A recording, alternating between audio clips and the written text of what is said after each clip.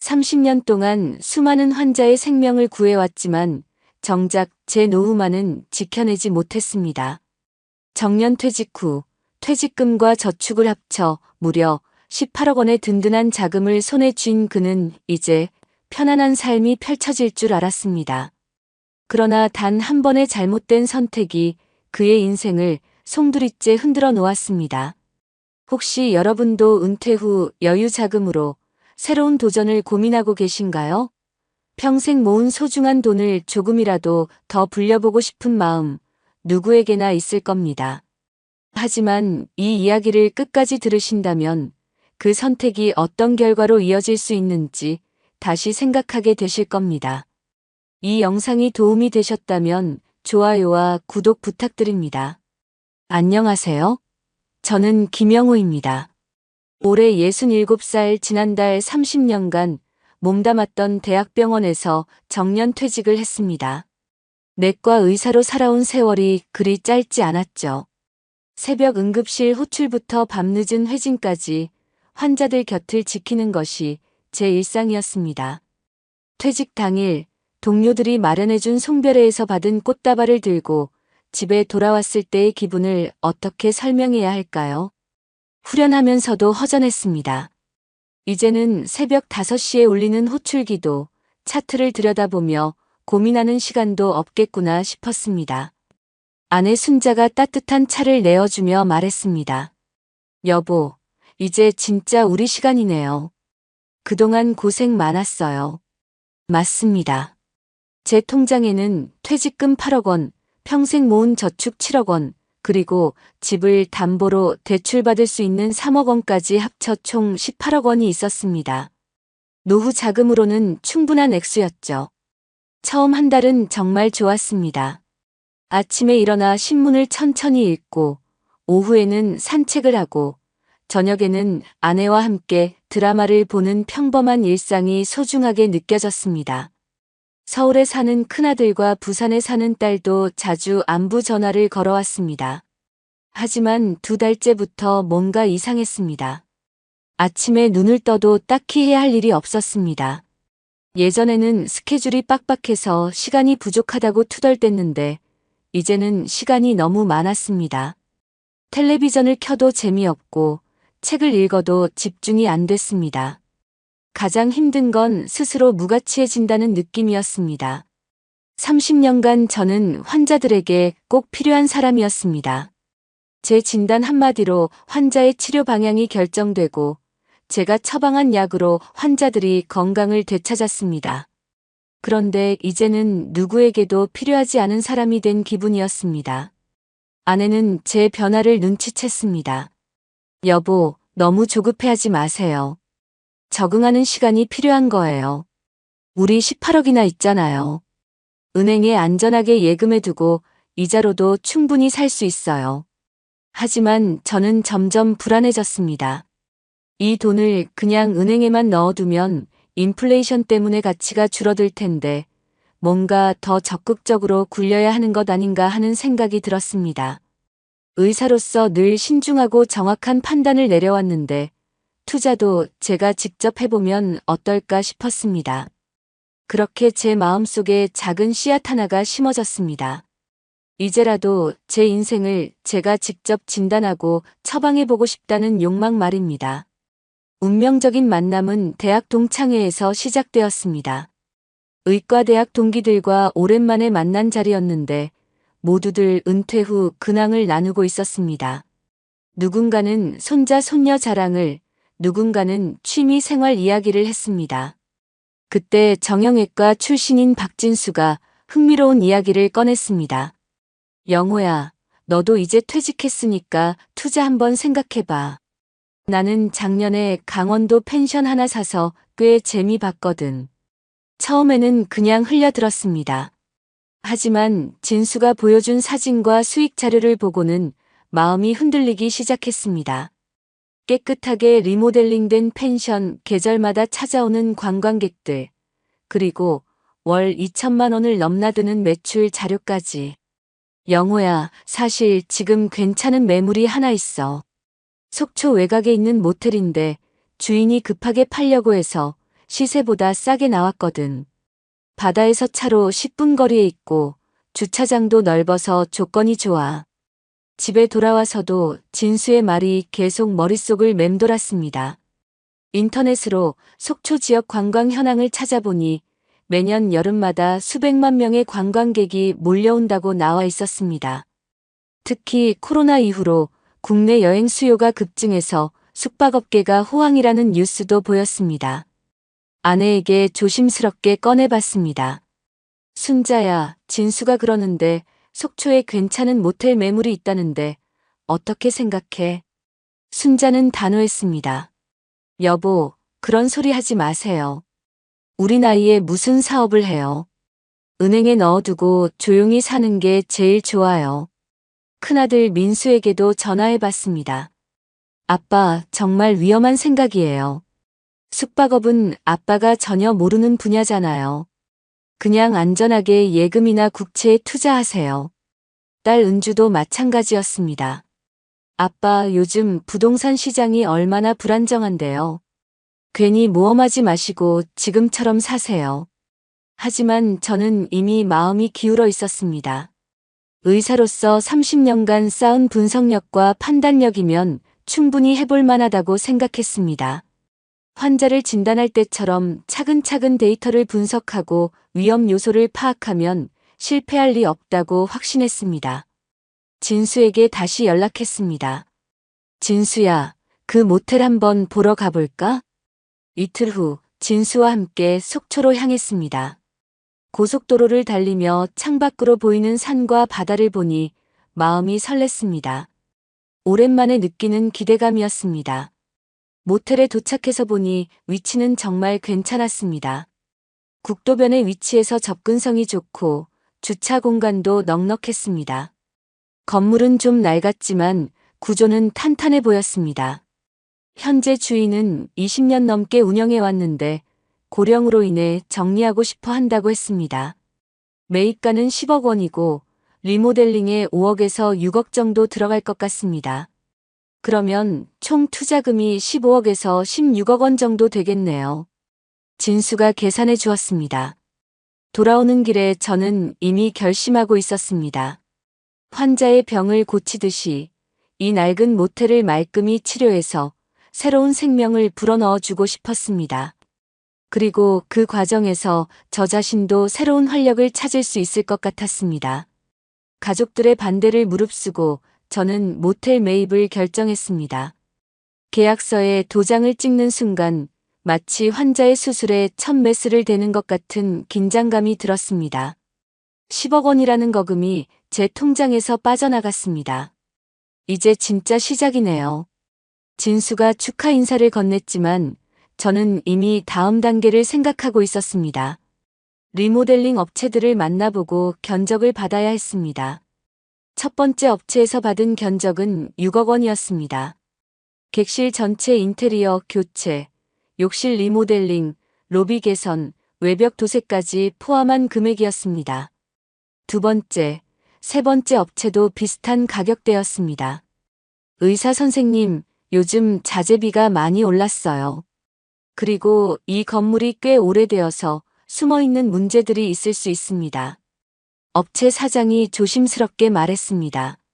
저는 그 말을 대수롭지 않게 여겼습니다. 의사로서 늘 예상치 못한 합병증에 대처해왔는데 건물 리모델링 정도야 뭐 어렵겠습니까? 공사가 시작되자마자 문제가 터지기 시작했습니다. 먼저 배관 공사를 하던 중 기존 배관이 모두 노후되어 전면 교체가 필요하다는 통보를 받았습니다. 추가 비용 8천만 원. 선생님, 이 정도는 예상했어야 했는데요. 업체 사장이 미안한 듯 말했지만 이미 공사는 시작된 상태였습니다. 일주일 후에는 전기공사에서 문제가 발생했습니다. 기존 전기 용량으로는 새로운 에어컨과 전자기기들을 감당할 수 없어 전기 증설 공사가 필요하다고 했습니다. 또다시 6천만 원 추가. 그 다음에는 소방 문제였습니다. 리모델링을 하려면 현재 소방 기준에 맞춰야 하는데 기존 건물이 기준에 미달한다는 것이었습니다. 스프링클러 설치, 비상구 확장, 소방시설 보강까지 합쳐서 1억 2천만 원이 더 필요했습니다. 마지막 타격은 불법 증축 문제였습니다. 기존 주인이 허가 없이 확장한 부분을 철거해야 한다는 구청의 행정명령이 떨어진 것입니다. 철거 비용과 그로 인한 재공사 비용까지 합쳐서 8천만 원 추가. 견적 6억 원으로 시작한 공사가 어느새 9억 원으로 불어났습니다. 매입비 10억 원과 합쳐서 총 19억 원. 제가 가진 돈 18억 원을 모두 쏟아부어도 1억 원이 모자란 상황이 된 것입니다. 아내 순자가 울먹이며 말했습니다. 여보, 이제라도 그만둬요. 우리 평생 모은 돈이 다 날아가고 있어요. 하지만 저는 이미 너무 깊이 들어와 있었습니다. 수술 중에 합병증이 생겼다고 해서 환자를 그대로 둘 수는 없는 노릇 아닙니까? 끝까지 해봐야 한다고 생각했습니다. 은행에 가서 집을 담보로 1억 원을 대출받았습니다. 금리가 연 4.5%였는데 당시에는 그게 얼마나 큰 부담인지 제대로 인식하지 못했습니다. 이제 진짜 후회 없이 해보자. 저는 스스로에게 다짐했습니다. 통장 잔고가 거의 바닥을 드러내고 있었지만 곧 시작될 여름 성수기에 대한 기대감으로 버틸 수 있었습니다. 공사가 끝나갈 무렵 완전히 달라진 모텔을 보며 뿌듯함을 느꼈습니다. 깔끔한 인테리어, 쾌적한 욕실, 현대적인 로비. 분명히 손님들이 만족할 것 같았습니다. 하지만 그때는 몰랐습니다. 진짜 수술은 지금부터 시작이라는 것을. 그리고 환자의 생명이 위험에 처해 있다는 것을 말입니다. 5월 말 드디어 리모델링이 완료되었습니다. 3개월간의 긴 공사 끝에 모텔은 완전히 새로운 모습으로 탄생했습니다. 깔끔한 화이트톤 외관, 모던한 로비, 쾌적한 객실들. 예전의 낡고 어두운 모습은 온데간데 없었습니다. 저는 매일 아침 모텔을 둘러보며 뿌듯함을 느꼈습니다. 의사로서 환자를 치료할 때의 그 성취감과 비슷했습니다. 병든 건물을 건강하게 되살려낸 것 같았습니다. 각 객실마다 새로 설치한 에어컨, 깨끗한 침구류, 현대적인 욕실 시설들이 모두 완벽해 보였습니다. 6월 초부터 예약이 들어오기 시작했습니다. 온라인 예약 사이트에 등록하고 사진을 올리자 문의 전화가 하나둘씩 걸려왔습니다. 저는 직접 전화를 받으며 친절하게 안내했습니다. 오랜만에 누군가에게 도움이 되는 기분이었습니다. 본격적인 여름 성수기가 시작된 7월, 기적이 일어났습니다. 주말은 물론이고 평일에도 객실 점유율이 80%를 넘나들었습니다. 하루 매출이 60만 원에서 80만 원까지 나왔습니다. 한 달 매출을 계산해 보니 2,100만 원이었습니다. 손님들의 반응도 좋았습니다. 온라인 리뷰에는 칭찬이 쏟아졌습니다. 깨끗한 시설, 친절한 서비스, 합리적인 가격에 만족한다는 후기들이 계속 올라왔습니다. 별점도 평균 4.3점을 유지했습니다. 저는 매일 저녁 매출을 정리하며 계산기를 두드렸습니다. 이 정도 매출이 지속되면 대출 이자와 운영비를 제하고도 월 1,000만 원 정도는 순수익이 남을 것 같았습니다. 건물 가치 상승까지 고려하면 정말 좋은 투자라고 생각했습니다. 아내 순자도 처음으로 미소를 보였습니다. 매일 모텔에서 청소와 프런트 업무를 도우며 바쁘긴 했지만 손님들이 만족해하는 모습을 보니 보람을 느낀다고 했습니다. 서울에서 온 젊은 커플이 깨끗한 시설에 감탄하며 다음에 또 오겠다고 말할 때는 정말 뿌듯했습니다. 큰아들 민수가 가족과 함께 모텔을 방문했을 때도 놀라워했습니다. 처음에 반대했던 것을 미안해하며 아버지의 안목을 인정한다고 말해주었습니다. 손자 손녀들도 수영장과 바다가 가까운 것을 좋아했습니다. 8월에는 매출이 더욱 늘어났습니다. 연일 만실을 기록했고 심지어 예약이 밀려서 손님을 받지 못하는 날도 있었습니다. 한 달 매출이 2,400만 원을 기록했습니다. 이 정도면 정말 성공한 투자라고 자신했습니다. 저는 의사 시절보다 더 바빠졌지만 행복했습니다. 새벽 6시에 일어나 시설 점검을 하고 체크아웃 손님들을 배웅하고 청소 상태를 확인하고 새로 들어올 손님들을 맞이하는 일상이 활력 넘쳤습니다. 주변 상인들도 저를 인정해 주었습니다. 예전에 흉물스럽던 모텔을 이렇게 깔끔하게 바꿔놓았다고 칭찬해 주었습니다. 덕분에 주변 상권도 활성화되고 있다며 고마워했습니다. 진수도 자주 안부를 물어왔습니다. 자신이 소개한 매물이 이렇게 성공할 줄은 몰랐다며 저의 안목과 추진력을 높이 평가했습니다. 다른 동기들에게도 소문이 났는지 투자 조언을 구하는 전화가 종종 걸려왔습니다. 그 여름 저는 정말 모든 것이 완벽하다고 생각했습니다. 투자도 성공했고 새로운 일에서 보람도 찾았고 가족들도 인정해 주었습니다. 환자를 치료하듯 모텔을 되살려낸 제 자신이 자랑스러웠습니다. 하지만 그때 저는 중요한 것을 놓치고 있었습니다. 여름은 끝이 있다는 것을, 그리고 진짜 시험은 계절이 바뀐 후에 시작된다는 것을 말입니다. 9월이 되자 상황이 급변했습니다. 여름 내내 만실을 기록하던 객실들이 하나둘씩 비기 시작했습니다. 주말에도 점유율이 50%를 넘지 못했고 평일에는 고작 20% 수준으로 떨어졌습니다. 하루 매출이 10만 원에서 20만 원 사이를 오가며 여름의 영광은 순식간에 사라졌습니다. 처음에는 일시적인 현상이라고 생각했습니다. 휴가철이 끝나면 당연히 손님이 줄어들 수밖에 없지 않습니까? 하지만 시간이 지날수록 상황은 더욱 심각해졌습니다.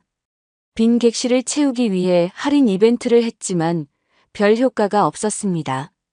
급한 마음에 장기 투숙객을 받기 시작했습니다.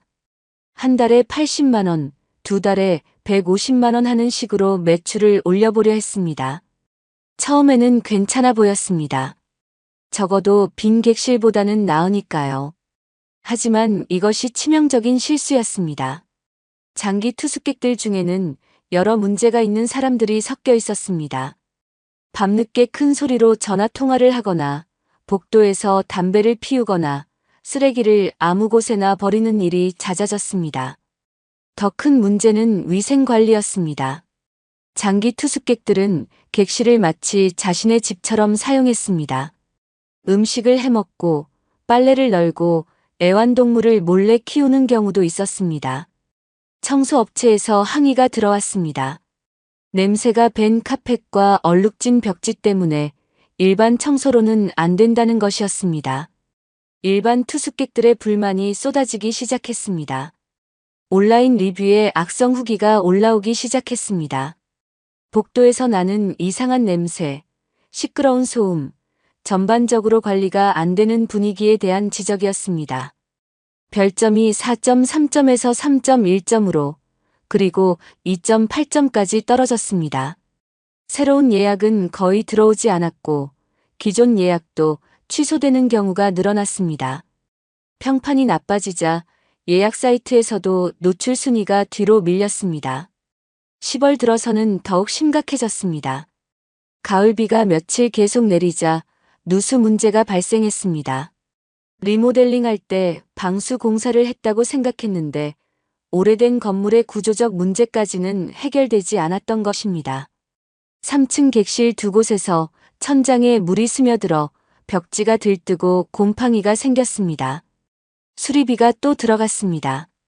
천장을 뜯어내고 방수 작업을 다시 해야 했습니다. 200만 원이 추가로 나갔습니다. 그런데 수리하는 동안 해당 객실들을 사용할 수 없어서 그나마 적은 매출마저 더욱 줄어들었습니다. 설상가상으로 보일러 고장까지 겹쳤습니다. 20년 된 보일러가 갑자기 멈춰버린 것입니다. 전체 건물의 온수 공급이 중단되자 투숙 중이던 손님들이 화를 내며 체크아웃 해버렸습니다. 새 보일러 설치비로 500만 원이 또 나갔습니다. 아내 순자는 매일 한숨만 쉬었습니다.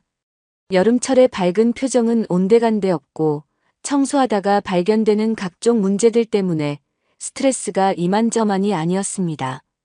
특히 장기 투숙객들이 남긴 흔적을 치우는 일이 가장 힘들어했습니다.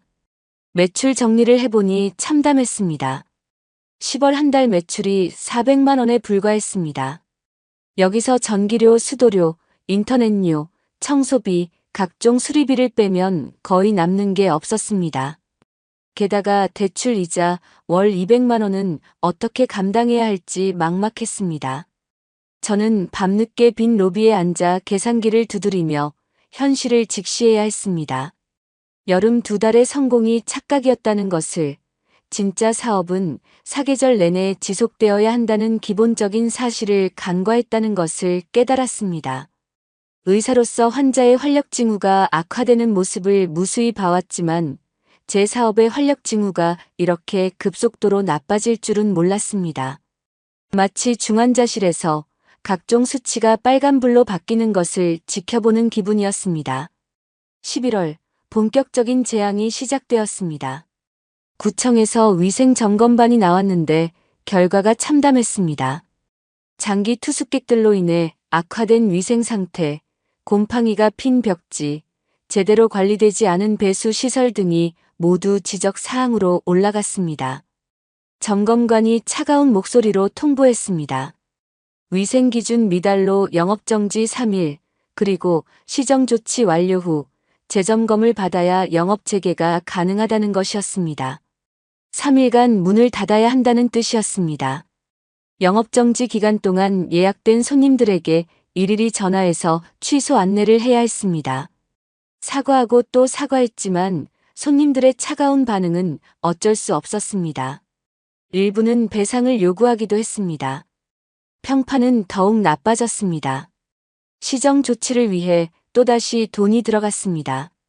전문 소독업체를 불러 전체 건물 소독을 하고 곰팡이 핀 벽지를 교체하고 배수 시설을 정비해야 했습니다. 이번에도 300만 원이 나갔습니다. 재점검을 통과하고 영업을 재개했지만 이미 신뢰는 바닥에 떨어진 상태였습니다. 온라인 예약 사이트에서는 위생 문제로 영업정지를 받았다는 리뷰가 올라와 있었고 별점은 2점, 3점까지 떨어졌습니다. 12월 초 더 큰 사고가 터졌습니다. 2층 객실에서 화재가 발생한 것입니다. 장기 투숙객이 담배를 피우다가 침구에 불이 옮겨 붙었습니다. 다행히 큰 화재로 번지지는 않았지만 해당 객실은 완전히 타버렸고 옆 객실까지 연기 피해를 입었습니다. 소방서에서 조사가 들어왔습니다. 소방시설 점검 결과 몇 가지 문제점이 발견되었습니다. 비상구 표시 등 일부가 고장나 있었고 소화기 점검 기록이 제대로 관리되지 않았다는 지적을 받았습니다. 화재 복구 공사에 800만 원이 들어갔습니다. 벽지, 바닥재, 천장, 전기 배선까지 모두 새로 해야 했습니다. 연기 냄새를 없애기 위한 특수 청소비까지 포함해서 1,000만 원이 넘게 나갔습니다. 보험 처리를 시도했지만 쉽지 않았습니다. 투숙객의 과실로 인한 화재라 일부만 보상받을 수 있었습니다.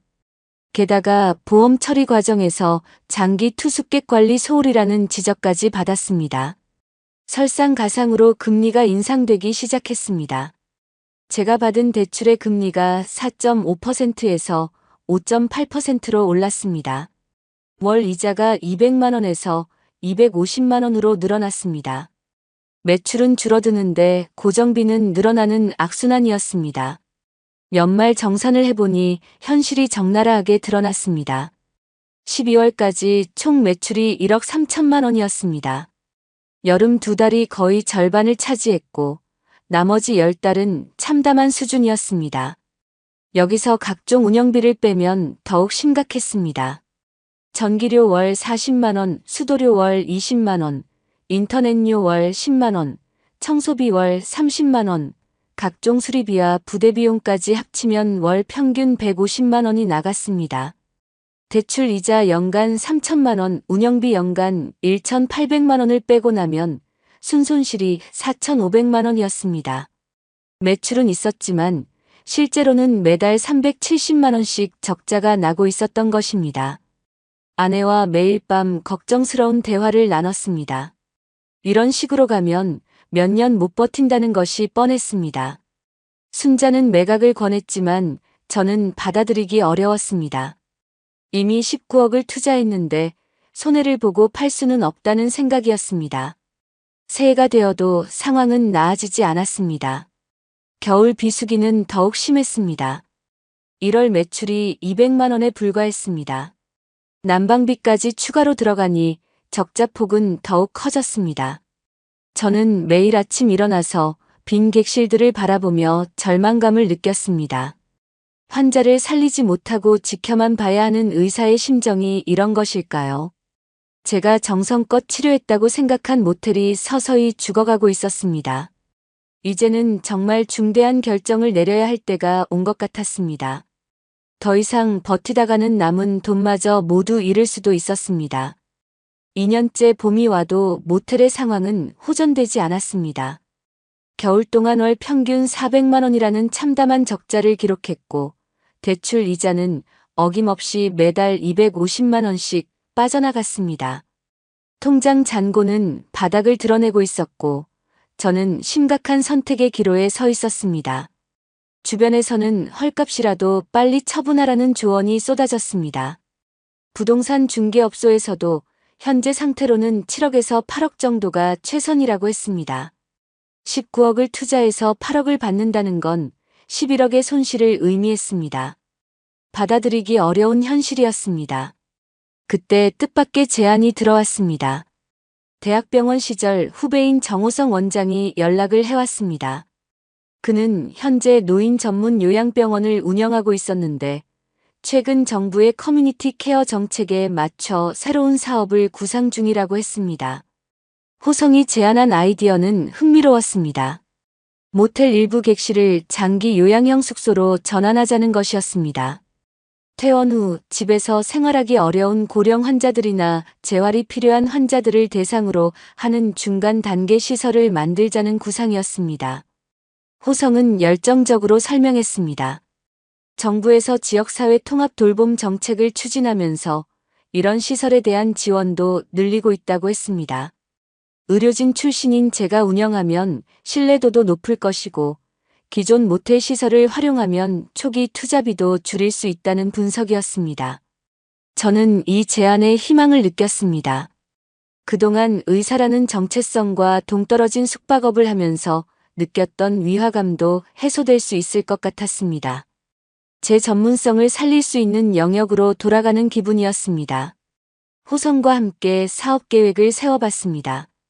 총 30개 객실 중 15개를 요양형 숙소로 전환하고 나머지는 기존 모텔로 유지하는 방식이었습니다. 요양 숙소는 월 150만 원 정도의 수가를 받을 수 있을 것으로 예상했습니다.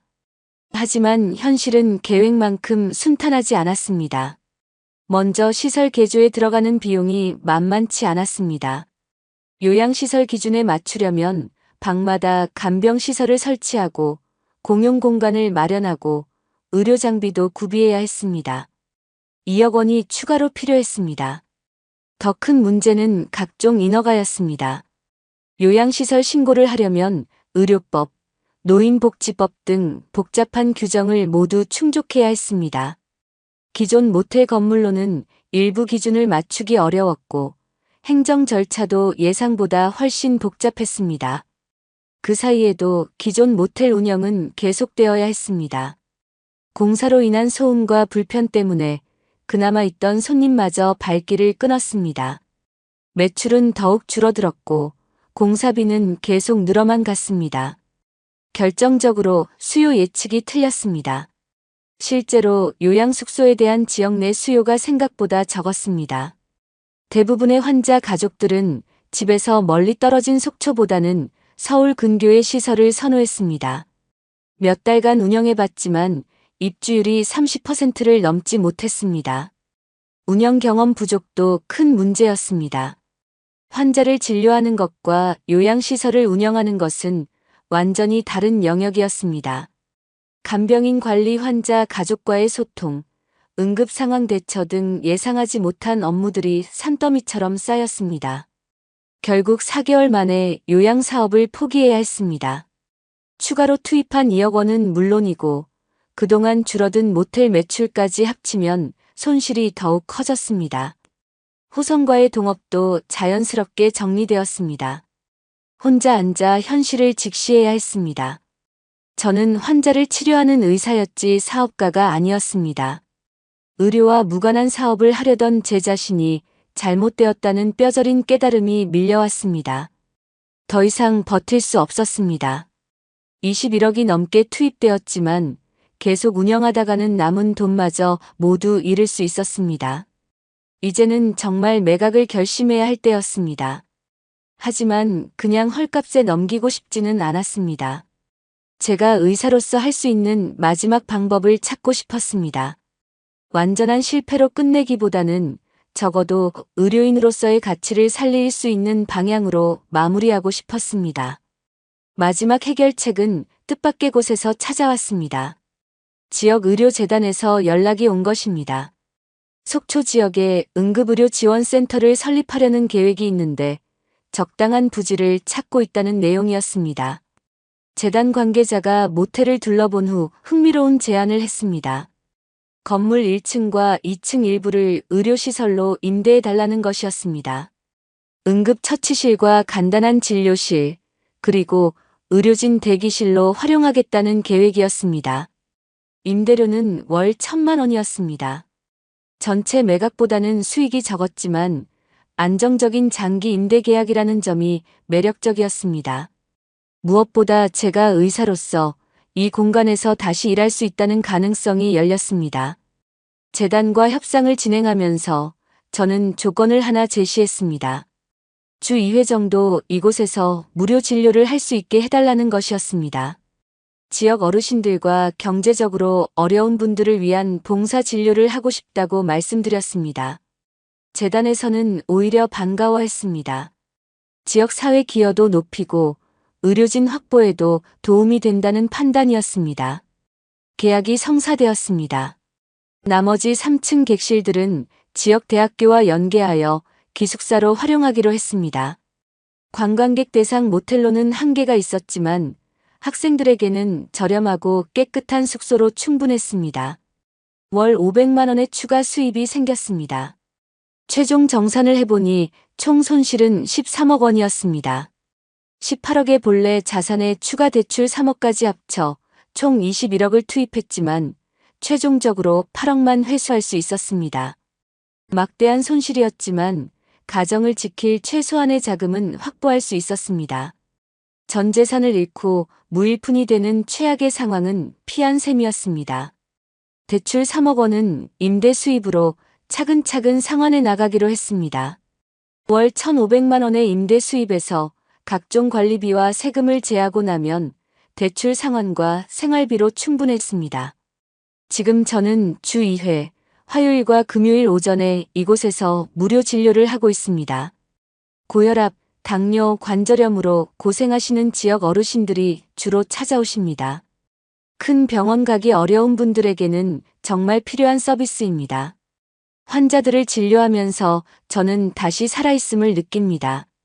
혈압을 재고 맥박을 짚고 청진기를 대는 순간 제 본래 모습으로 돌아가는 기분입니다. 30년간 몸에 밴 의사의 본능이 되살아납니다.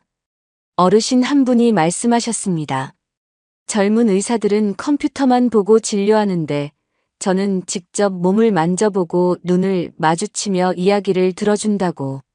그런 말씀을 들을 때면 정말 뿌듯합니다. 아내 순자도 이제는 편안한 표정입니다. 모텔 운영의 스트레스에서 벗어나니 건강도 많이 좋아졌습니다. 가끔 제 진료를 도와주면서 간단한 간호 업무도 하고 있습니다. 큰아들과 딸도 안심하고 있습니다. 처음에는 아버지의 큰 손실을 걱정했지만 지금은 다시 의사로 돌아간 모습을 보며 오히려 자랑스러워합니다. 저는 이제 후배 의사들에게 이렇게 말합니다. 노후 자금은 도전의 미천이 아니라 지켜야 할 마지막 약입니다. 환자의 병은 정확히 진단할 수 있었지만 제 인생의 병은 제대로 진단하지 못했습니다. 의사로서 30년간 쌓은 전문성을 버리고 전혀 다른 분야에 뛰어든 것이 가장 큰 실수였습니다. 아무리 똑똑하고 경험이 많다고 해도 자신의 전문 영역을 벗어나면 초보자에 불과합니다. 특히 노후 자금으로 모험을 하는 것은 정말 위험한 일입니다. 젊을 때와 달리 실패해도 다시 일어설 시간과 기회가 많지 않기 때문입니다. 하지만 저는 완전히 실패했다고 생각하지 않습니다. 비록 많은 돈을 잃었지만 정말 소중한 교훈을 얻었습니다. 그리고 다시 의사로서 지역사회에 기여할 기회를 찾았습니다. 매주 화요일과 금요일 이곳에서 환자들을 만날 때면 행복합니다. 돈은 많이 벌지 못하지만 제 본분을 다하고 있다는 보람이 있습니다. 이것이 제가 찾은 진정한 노후의 모습입니다. 실패했지만 절망하지 않습니다.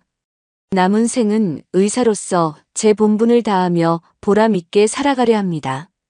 이것이 김영호라는 의사가 자신에게 내린 마지막 처방전입니다. 저와 같은 실수를 하지 않으시길 바라며 제 이야기가 도움이 되셨다면 좋아요와 구독 부탁드립니다. 여러분의 소중한 노후가 지켜지기를 진심으로 기원합니다.